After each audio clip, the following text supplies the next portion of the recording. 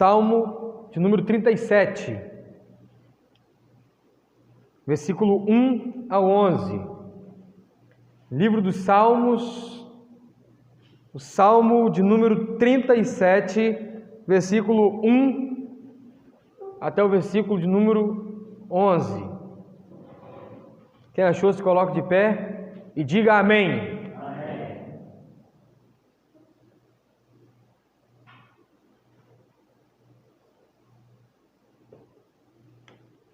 Vamos à leitura da palavra de Deus.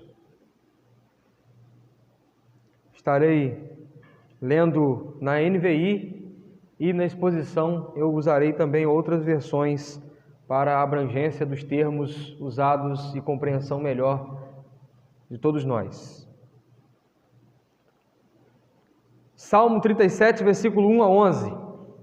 Diz assim as Sagradas Escrituras: Não se aborreça por causa dos homens maus, e não tenha inveja dos perversos, pois como o capim logo secarão, como a relva verde logo murcharão. Confie no Senhor e faça o bem, assim você habitará na terra e desfrutará a segurança. Deleite-se no Senhor e Ele atenderá aos desejos do teu coração. Entregue o seu caminho ao Senhor, confie nele e Ele agirá. Ele deixará claro como a alvorada que você é justo, e como o sol do meio-dia que você é inocente. Descanse no Senhor e aguarde por Ele com paciência. Não se aborreça com o sucesso dos outros, nem com aqueles que maquinam o mal. Evite a ira e rejeite a fúria, pois os maus serão eliminados. Mas os que esperam no Senhor receberão a terra por herança. Um pouco de tempo e os ímpios não mais existirão. Por mais que você os procure, não serão encontrados. Mas os humildes receberão a terra por herança e desfrutarão de pleno bem-estar. Senhor, fale com o seu povo, Deus. Fale conosco, Pai. Seja misericordioso e gracioso. Senhor, que ouviu os nossos clamores, o Senhor que recebeu os nossos louvores. Fale conosco agora, Pai. Nós precisamos ouvir a Tua voz. Ela é tudo que nós precisamos, ó Pai, nessa noite.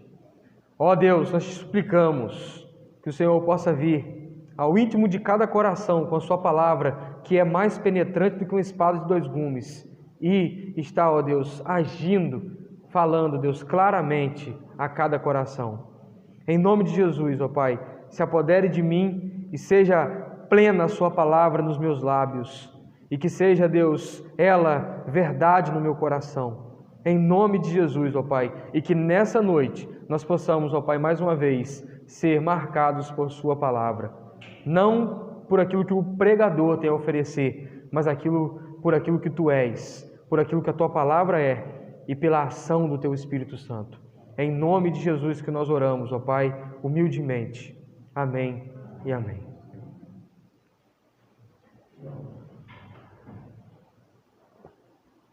Uma reflexão sobre a vida. Esse texto é um daqueles textos que nós lemos e nós falamos com nós mesmos. Eu estava assim hoje. É verdade, isso é assim mesmo. Esse texto e esse sermão é um sermão para você que está vivendo aqui na terra dos viventes. Para você que, como eu, convive diariamente com injustiças, com coisas erradas, com um sistema decaído. Esse sermão é para mim, é para você que dia após dia convive em meio a uma sociedade decaída.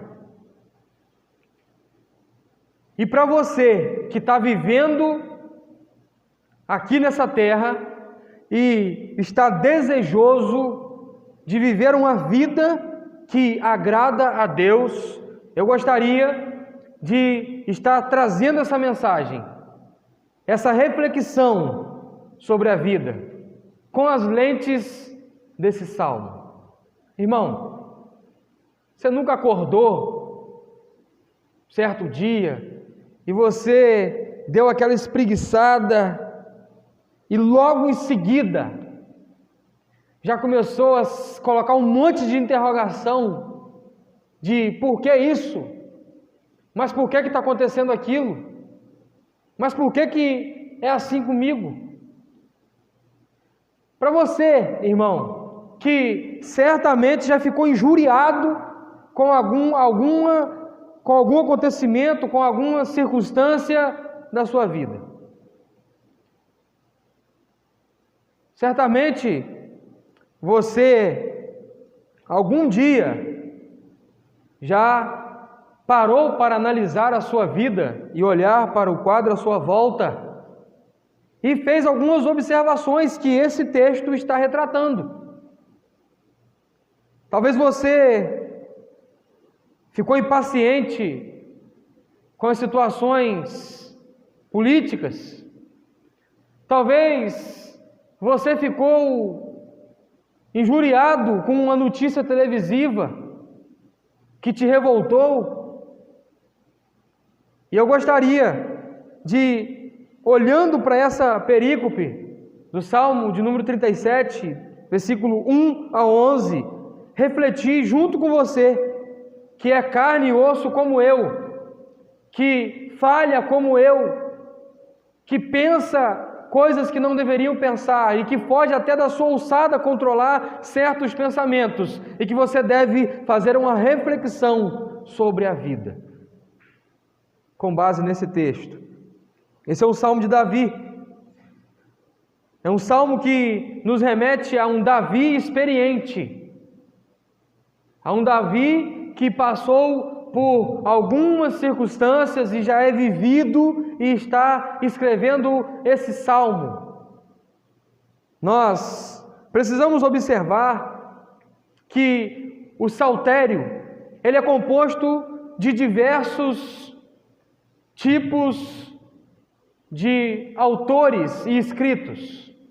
Não foi uma pessoa só que escreveu todos os salmos.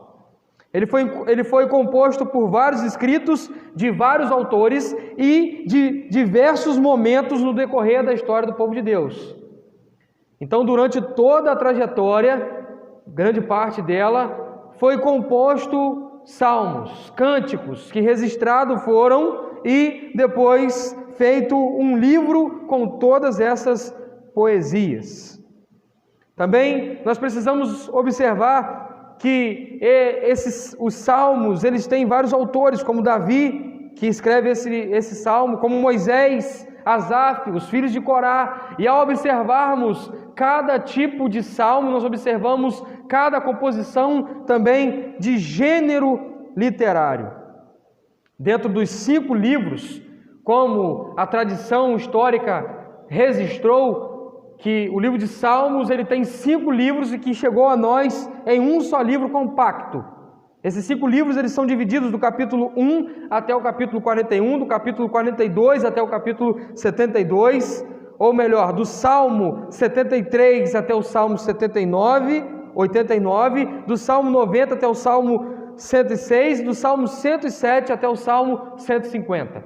5 livros que depois de um tempo foram compilados e registrados em um só livro e chegou a nós com essa organização que nós temos. Mas se você observar bem, e é bem comum que a maioria das Bíblias tenha isso, tem uma divisão já demarcada na entrada de cada um dessas divisões de livro. Quando nós olhamos para essa composição tão ramificada de vários autores, de várias épocas, de várias situações diferentes, nós também observamos o gênero literário diferente, que vai de hinos de louvor, lamentos, ação de graça, cânticos de confiança, salmos reais e salmo de sabedoria. Tudo isso é nota de pano de fundo, tudo isso tem a objetividade de te colocar dentro de um contexto imediato desse salmo. Quando você observa, por exemplo, o salmista lamentando por aquilo que o povo está passando e fazendo um cântico de lamento, via de regra, os salmos, que são hinos de louvor a Deus, têm mais cânticos de lamento do que de celebração. O povo estava se lamentando, em grande parte, por ter ferido a lei, se desviado dos caminhos do Senhor e desejoso de voltar aos caminhos do Senhor. E quando nós olhamos para esse salmo, se eu não dou o título e nem peço você para abrir a Bíblia, e só leio esse texto, nós diretamente estaremos mentalizando um provérbio sendo escrito. Porque esse salmo, o Salmo 37, é um salmo de sabedoria. É um salmo que nos conduz a refletir sobre a vida, a refletir sobre como nós temos vivido, sobre como nós temos nos apresentado diante de Deus e dos homens e vivido para a glória de Deus e para a edificação uns dos outros. Davi aqui, ele escreve numa estrutura acróstica. É um salmo de sabedoria na estrutura acróstica. Cada 2 versículos desse salmo é para uma letra do alfabeto hebraico. Se você tiver uma Bíblia que ela tem alguns detalhes a mais, você vai observar uma letra do alfabeto hebraico a cada 2 versículos desse salmo. Isso porque a estrutura poética hebraica não é uma estrutura poética do português, com ritmos e com combinações, onde nós temos aqui na estrutura do português muito de combinar as palavras, de fazer aquela combinação, jogos de palavra ou ritmo da nossa poesia. Lá não, lá se estruturava no contexto hebraico dentro de uma ordem lógica, não de palavras, mas de estrutura. Nisso Davi então está pensando sobre a vida, e ele vai escrever, e ao escrever ele percebe que a escrita dele estava dando a cada letra do alfabeto 2 versículos. E ele organiza, ainda que esse salmo ele tenha alguns contrastes que vai ser repetido, ou então vai ser combinado dentro de outras, uma letra dentro da outra do alfabeto, é importante você ter aqui em mente que ele tem uma estrutura. Ele começa e ele vai ser progressivo. E no capítulo 37, 1 a 11, parece que é a chamada de uma reportagem, onde ali tem a manchete. A manchete do dia é que Davi vai falar sobre o que não fazer e o que fazer, e a consequência daquele que faz o que desagrada a Deus e daquele que faz o que agrada a Deus. Essa é a manchete. E aí, do 12 até o final, o versículo de número 24, ele vai estar o versículo 40, ele vai estar desenvolvendo todo esse assunto. E eu quero olhar para os irmãos de forma clara, rápida, objetiva, para que nós possamos fazer aplicações ao nosso dia a dia. Quando nós olhamos para esses conselhos, e com base nisso tudo que eu falei, eu gostaria de caminhar verso a verso, combinação a combinação, contraste a contraste, e refletir com os irmãos sobre a vida. Os irmãos param para refletir sobre a vida de vez em quando? É importante, irmãos. Às vezes nós estamos inseridos num contexto de fast food, que é a correria, atropelado, nós não paramos para almoçar direito, nós não sentamos mais à mesa reunidos para o almoço, nós não paramos mais o nosso dia numa pausa de reflexão, nós não temos aquele momento de acordar, refletir, ler, orar e trabalhar. Nós acordamos já e emendamos um trabalho, e quanto mais cedo acordamos, mais cedo começamos a trabalhar, e quanto mais nós trabalhamos, menos tempo nós temos para refletir.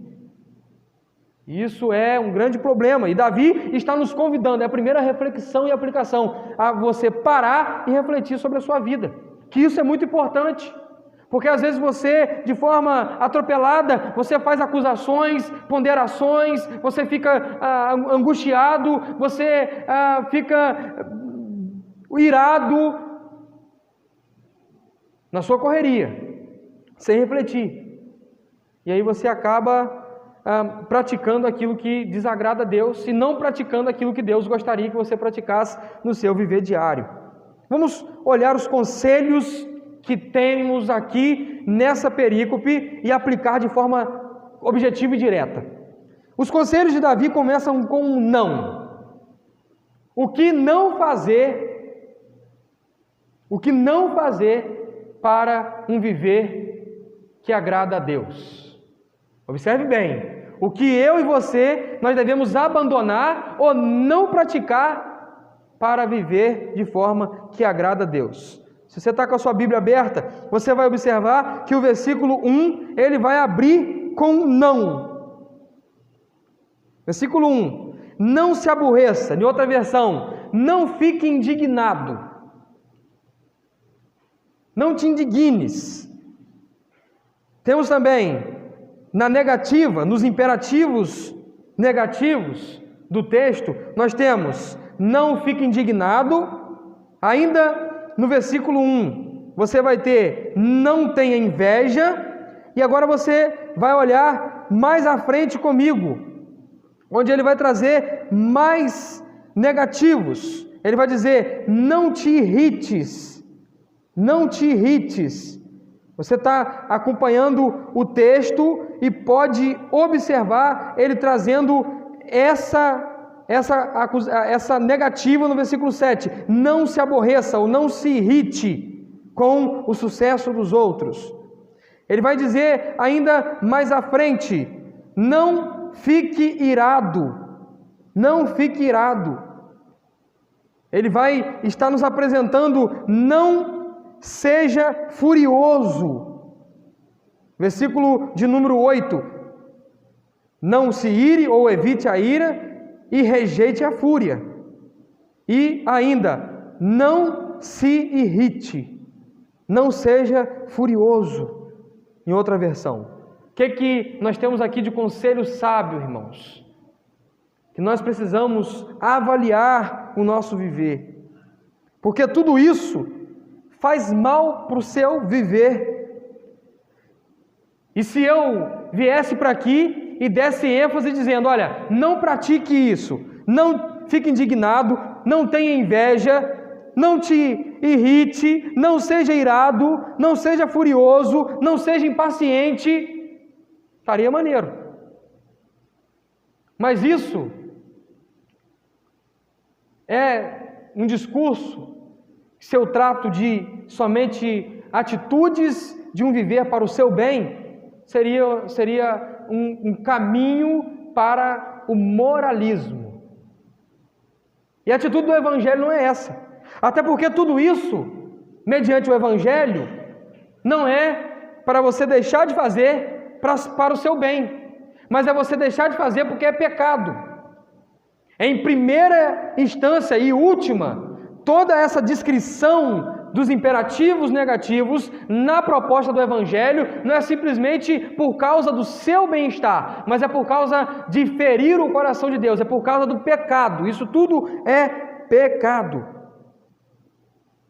E nós precisamos buscar viver uma vida longe do pecado, para então vivermos uma vida que agrade a Deus e que nos faça viver bem aqui na terra. Você não faz isso deixando de ficar irado, indignado, e aí você olha para o seu contexto, olha para o sistema que você está inserido, olha para Brasília, olha para a prefeitura, e aí você logo fica indignado. Mas por que a injustiça? Mas por que acontece isso? Por que não fazem nada? E aí alguém diz, olha, você não devia falar isso e não fazer isso, porque não te deixa com a moral direita como um crente. Mas aí a proposta do Evangelho é dizer, você precisa abandonar isso, porque isso é pecado. E isso faz mal no seu relacionamento com Deus. Nós precisamos, irmãos, olhar e compreender que o Evangelho exige de nós atitudes para convivermos aqui na terra, para o nosso bem aqui na terra e na eternidade. Quando nós olhamos para o Evangelho, nos ensinando, nós às vezes caímos na ilusão de termos em mente que o Evangelho está nos preparando só para a eternidade. O Evangelho também nos prepara para viver daqui. Aqui no texto nós temos isso, irmãos. No versículo 3, ele está nos dizendo: confia no Senhor e faça o bem, e assim habitará na terra e desfrutará segurança. Isso é para aqui. Isso é para aqui.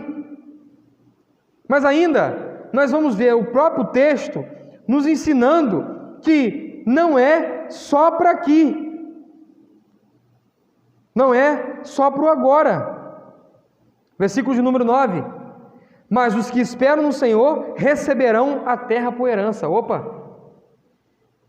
Eu sou ensinado a viver aqui, habitar na terra, desfrutar de paz e segurança. Mas eu sou também ensinado que eu preciso praticar ou deixar de praticar o que é pecado para que eu venha receber a terra por herança. Mas ainda adiante, ele vai dizer: os ímpios, versículo 11, receberão a terra por herança. Você está vivendo aqui, você vai receber a terra que você já está vivendo? Não, a terra por herança está falando da sua habitação celestial. E inclusive, se você olhar para o contexto de Davi, eles já tinham a terra por herança terrena. Jerusalém já estava conquistada. A Canaã já era uma realidade, não está falando daqui.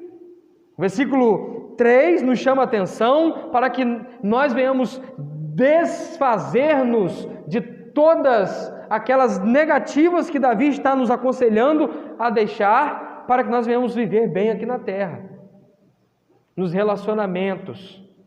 Irmão, é muito ruim você conviver com uma pessoa aborrecida. Está tudo ruim para ela. Ela se aborrece por qualquer coisa. Qualquer coisa é motivo da pessoa ficar indignada. Puxa vida, a caneta caiu. Vê se é hora do pastor tomar água. E nós precisamos, irmãos, olhar para esses pequenos detalhes da nossa vivência aqui na terra e nos polir. Ou você não deseja viver uma vida que agrade a Deus? Uma vida toda para a glória de Deus. Já conviveu com uma pessoa invejosa? Sabe como é que é conversar com a pessoa invejosa? A pessoa invejosa, ela tem inveja até da sua dor. Você vai conversar com a pessoa invejosa e fala assim: rapaz, hoje eu estou com a dor na coluna. Ela replica de lá: eu estou com a dor na coluna, na barriga, na cabeça, na orelha. Já observou isso, irmãos? É a maior demonstração da miséria da inveja. Eu conheço gente assim. Você vai conversar, você não pode falar. Se você falar que tem uma pequena dor, eu já aprendi a conversar com algumas dessas pessoas. Se você falar que está tudo bem, ela fala que está melhor ainda para ela. Se você falar que está ruim, ela fala que está pior ainda para ela. É uma desgraça, irmãos. Não é um problema. Uma pessoa irada. Olha como que a ira, observe a ira atrapalhando relacionamentos. Uma pessoa que tem... não, eu sou assim mesmo, pastor. Eu sou estupim curto. Estupim curto tem quem está acendendo fogo aqui na terra do inferno, né? Está acendendo o fogo do inferno aqui na terra. Crente não tem que ter nem estopim, irmãos. Crente tem que aprender a viver em paz. Ponderar. Respirar fundo. Pessoa irada, tudo ira a pessoa. Tudo já está explodindo. É ruim ficar juntando caco toda hora, né? Isso atrapalha relacionamentos. Essa fúria do pecado, que está incontrolada no coração e que a pessoa não percebe. E se você, irmãos, está se enquadrando naquilo que o texto está nos mostrando, você precisa falar assim: isso eu quero tirar. Opa, eu não tinha me atentado a isso, eu preciso tirar isso. Eu preciso deixar isso de lado.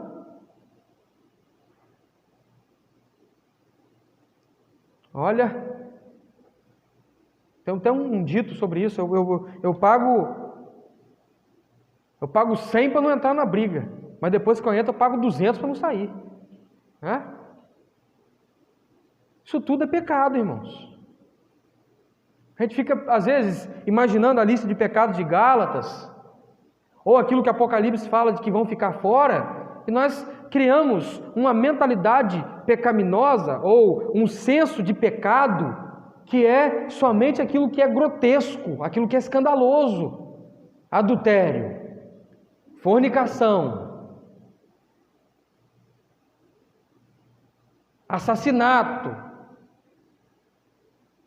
E aí nós colocamos as classificações dos pecados, e isso nós não mexemos, e deixamos quieto. Nós não refletimos sobre a vida, nós não paramos para pensar como nós temos vivido nos nossos pequenos detalhes.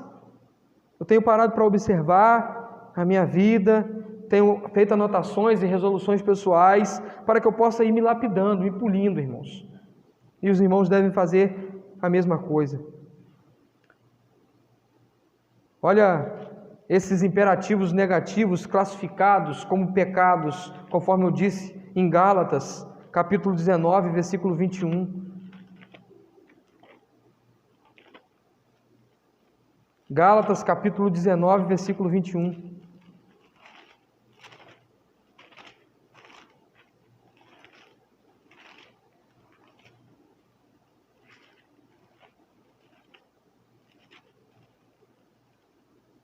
Capítulo 5, versículo 19 e 21, desculpe.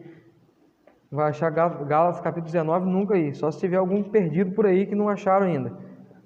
Gálatas, capítulo 5, versículo 19 e 21, diz assim: ora, as obras da carne são manifestas: imoralidade sexual, impureza, libertinagem, idolatria, feitiçaria, ódio. Deixa eu abrir um parênteses. Até aqui é aquilo que nós classificamos rapidamente, identificamos: isso é pecado. Moralidade sexual, impureza, libertinagem, idolatria e feitiçaria. Só que agora ele vem falando daquilo que é sutil: ódio, discórdia, ciúmes, ira, egoísmo, dissensões, facções, inveja, embriaguez, orgias e coisas semelhantes.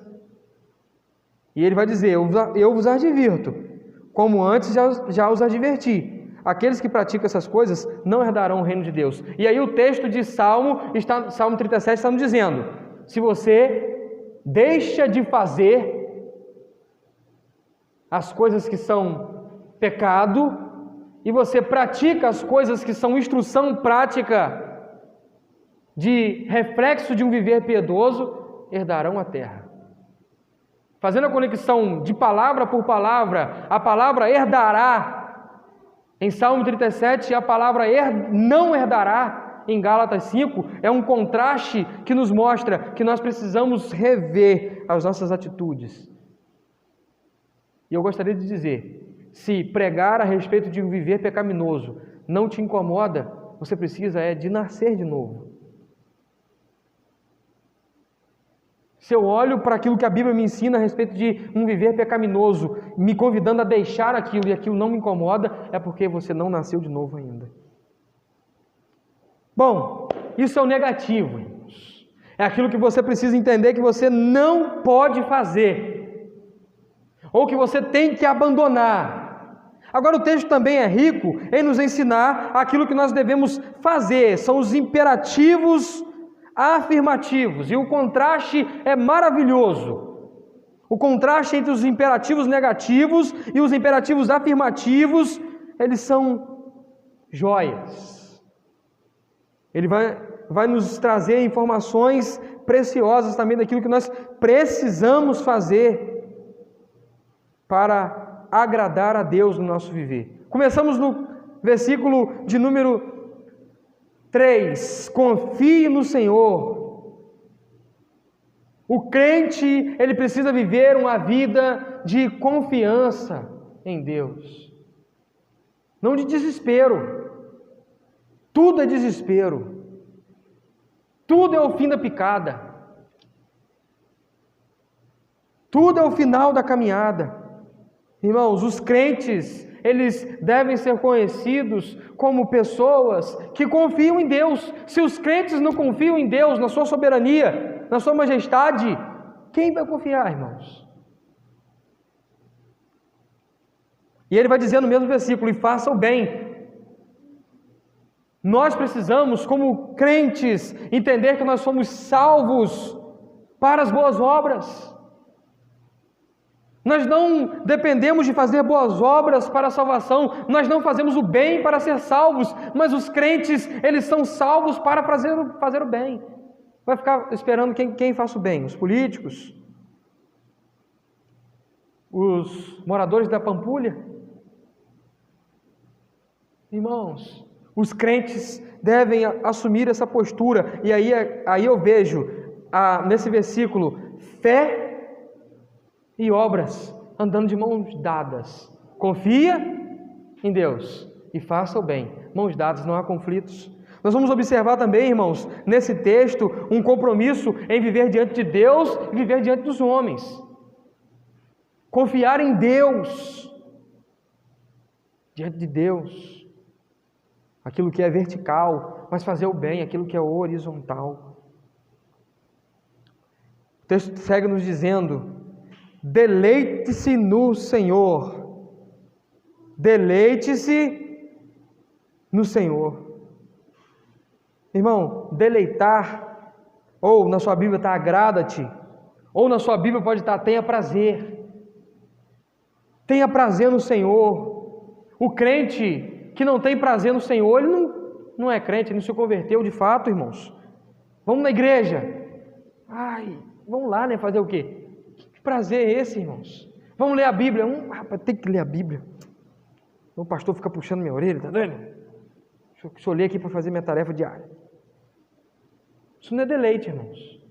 Isso você não está tendo prazer em Deus, tendo prazer no Senhor. Deleite-se no Senhor. Versículo 5: entrega o seu caminho ao Senhor. Entregue o seu caminho ao Senhor. Um crente que quer ter Deus como Salvador, Cristo como Salvador, mas não como Senhor, ele não entrega. Ele não entrega o caminho ao Senhor. E aí aparece ainda no versículo 5 mais um que é uma repetição. Versículo 3 e a parte B do versículo 5, confie nele. Confiança, mais uma vez, a ênfase do crente viver uma vida de confiança. Confiança não no aqui e no agora, não que Deus vai agir e vai mudar a terra toda e tudo vai ficar bonzinho, nós vamos passar a mão na cabecinha do leão e ele não vai nos morder. A política vai ficar uma beleza. Irmãos, não é uma confiança no aqui e no agora, é uma confiança posta no Senhor, que rege toda a terra. Vamos ver o versículo 7. Isso aqui, muitos crentes precisam olhar para isso aqui, irmãos. Descanse no Senhor. Isso aqui é o nosso sabá. Você não precisa mais de um dia para ter o seu descanso em Deus. Você tem Cristo para que você possa ir até Ele e descansar nele. Descanse no Senhor. É um convite para aqueles que estão cansados, e o Senhor Jesus Cristo fez Ele enfaticamente: vinde a mim, todos vós que estáis cansados e sobrecarregados, e eu vos aliviarei. Irmãos, nós precisamos descansar no Senhor, irmãos. Nós vivemos uma vida que nos apavora, que nos entristece, que nos sobrecarrega. E nós estamos descansando no nosso travesseiro somente, e nem conseguimos descansar direito, rolamos para um lado e para o outro. Nós estamos descansando só no nosso poderio econômico. E não conseguimos descansar porque não nos deleitamos naquilo que temos e não usufruímos daquilo que temos. A proposta do Senhor é: venha, você está cansado, você não entendeu nada. É eu que te dou descanso, eu sou o seu sabá, eu sou o seu descanso. Descanse no Senhor e aguarde Ele com paciência.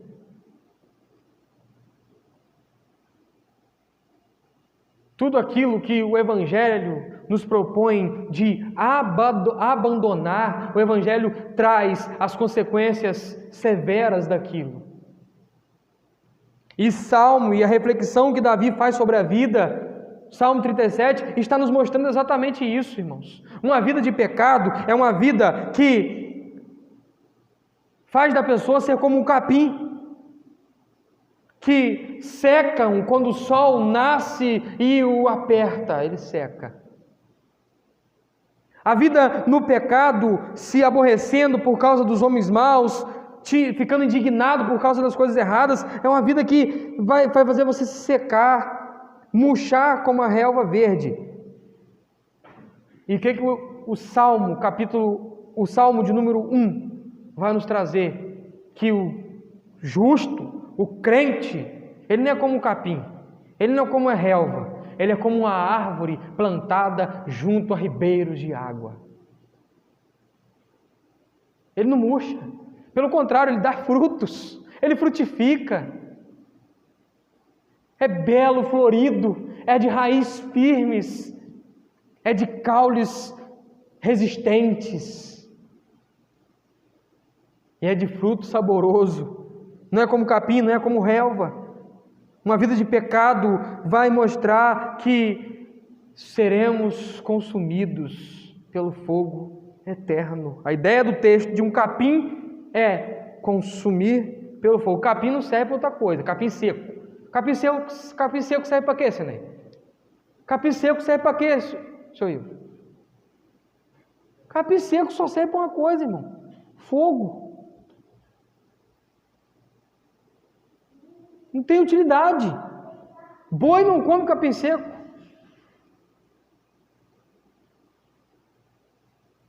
E aquele braquiarão seco, e fica lá quietinho, boi nem vai. Aquele capim colonial seco, é uma desgraça. Se você for passar perto dele, ele te corta, ele não serve para nada. E outra coisa, se você botar um fogo, ele chega e estala queimando. De tão bom para fogo que ele é. Irmãos, nós precisamos olhar para essa realidade em conclusão, em nota conclusiva, e observar que, ao refletir sobre a vida, nós vamos ter um contraste. Deixe de fazer e faça. Deixe de fazer aquilo que é pecado e faça aquilo que é agrado a Deus, que é oferta agradável a Deus. Isso é para glorificá-lo, e isso também é para o seu bem. Gostaria que você entendesse essa noite um convite do Senhor, fazendo a conclusão no versículo 10 e 11, as duas conclusões finais. Um pouco de tempo e os ímpios não mais existirão. Por mais que você os procura, não serão encontrados. Eles vão passar, eles vão ser consumidos. O fogo vai varrer. E aí, os que confiam, os que têm prazer no Senhor, os que entregam o caminho ao Senhor, os que descansam no Senhor, eles vão receber a terra por herança e desfrutar de pleno bem-estar. Observou que você recebe o céu por herança aqui na terra, mas primeiro você desfruta da terra, para depois desfrutar do céu. Isso é o Evangelho, a metanoia, que te muda, que tira você do fluxo de ir para o caminho do pecado e agradar no pecado o diabo. Você agora é colocado na rota do céu, e na rota do céu você vive aqui na terra, agradando a Deus, glorificando a Deus, com a esperança da eternidade. Amém? Feche seus olhos, eu quero orar para que Deus venha nos dar uma reflexão sobre a vida, uma análise pessoal sobre a vida. Vou pedir ao Jonathan que nos ajude com a canção, onde rapidamente nós vamos refletir, irmãos. Refletir aquilo que nós precisamos abandonar, refletir aquilo que nós precisamos praticar, refletir onde que esses pecados cômodos, esses pecados de estimação, esses pecados intocáveis, esses pecados que, se ninguém mexer, você não se incomoda com eles, eles estão aí, estão fluindo. Deixa essa palavra te tocar, para que você seja transformado e conformado à imagem de Cristo Jesus e venha viver um viver piedoso que glorifica a Deus, um viver de tristeza com o pecado e de alegria e deleite no Senhor. Ó Deus, nos restaure, Senhor, para o Teu louvor, Senhor. Trabalhe em nosso interior, Pai, para que nós possamos viver uma vida que glorifica o Teu nome, Senhor. Ó Deus, venha nos polir, venha nos lapidar, venha nos afiar, para que possamos ser ferramentas úteis nas Tuas mãos. Ferramentas que vão Te servir para Te glorificar e para edificar uns aos outros, ó Deus. Tire de nós, ó Deus, todo pecado, toda impureza. Ó Deus, nos dê um senso de lutar contra esses pecados que são pequenos, mas que são atitudes de quem não está interessado a Te agradar, a Te glorificar, Senhor. Ó Pai, venha nos lapidar, Senhor. Ó Pai amado, nos encoraje com a Sua palavra, Senhor, a viver uma vida que Te glorifique, Senhor. A viver uma vida que tem descanso em Ti, que tem deleite em Ti, que tem confiança em Ti. Em nome de Jesus, ó Pai amado, venha de encontro aos corações nessa noite, Senhor, e aplique a Sua palavra com a ação do Teu Espírito Santo, fazendo cada um refletir profundamente o seu viver com a Sua palavra, pautado na Sua verdade, e que nós possamos ser transformados pelo Senhor, revestidos no Senhor, com a Sua palavra preciosa, em nome de Jesus. Amém e amém. Deus abençoe sua vida. Em oração silenciosa, estamos assim encerrando o culto dessa noite.